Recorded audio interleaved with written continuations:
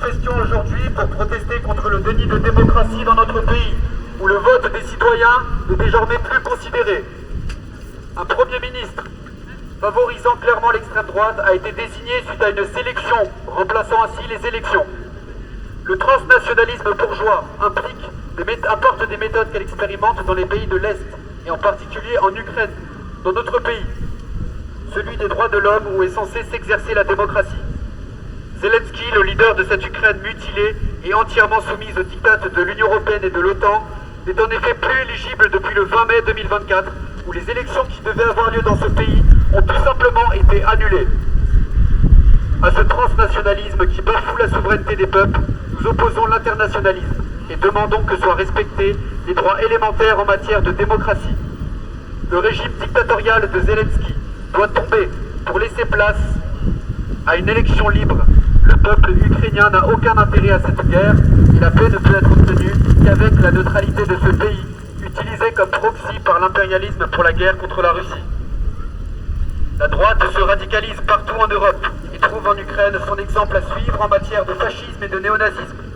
La restauration de l'extrême droite s'effectue par la restauration des traditions réactionnaires, comme nous le voyons en Ukraine, où la BBC a récemment mis en lumière la présence de plus de 1000 iconographies nazies portées par les soldats ukrainiens. Mais aussi par l'anticommunisme féroce et sanguinaire qui s'exprime dans ce pays depuis le coup d'État du Maïdan orchestré par les États-Unis. Bandera est perçu comme un héros là-bas, tandis qu'en France, Macron loue les exploits du maréchal Pétain, qui fut, selon ses dires, un grand soldat. Chaque action est un événement, et nous pensons sincèrement que notre participation à cette grande campagne pour la paix doit inspirer partout en France et dans le monde des rassemblements porteurs de ce message. Il ne peut y avoir de paix sans justice. Il est impossible d'appeler à la paix en Ukraine sans se soucier de la justice sociale, la dignité humaine et la souveraineté des peuples qui sont réprimés dans le sang depuis la guerre de 2014 contre le Donbass. L'intervention de Macron en Ukraine doit cesser. On ne fait pas la paix en envoyant toujours plus d'armes. Récemment, des dizaines de ministres ukrainiens ont annoncé leur démission et ont été immédiatement remplacés. Quelle a été la place du peuple dans ce changement de gouvernement? Nous le savons bien. Les changements de régime s'opèrent par le haut pour écraser le peuple et la classe ouvrière.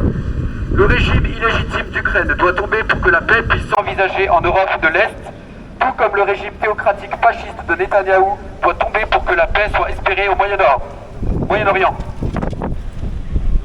Alors que plus de 2000 soldats ukrainiens meurent chaque jour dans cette guerre et que l'avancée en Russie fait planer le risque d'une riposte nucléaire, nous demandons un cessez-le-feu immédiat et une trêve pérenne en Ukraine, rendue impossible par la présence de l'OTAN et l'envoi d'armes de nos gouvernements à ce régime dictatorial comme celui de Benjamin Netanyahou. Gaza, Ukraine, Yémen et partout ailleurs où l'impérialisme cause la guerre et la dévastation, cessez-le-feu!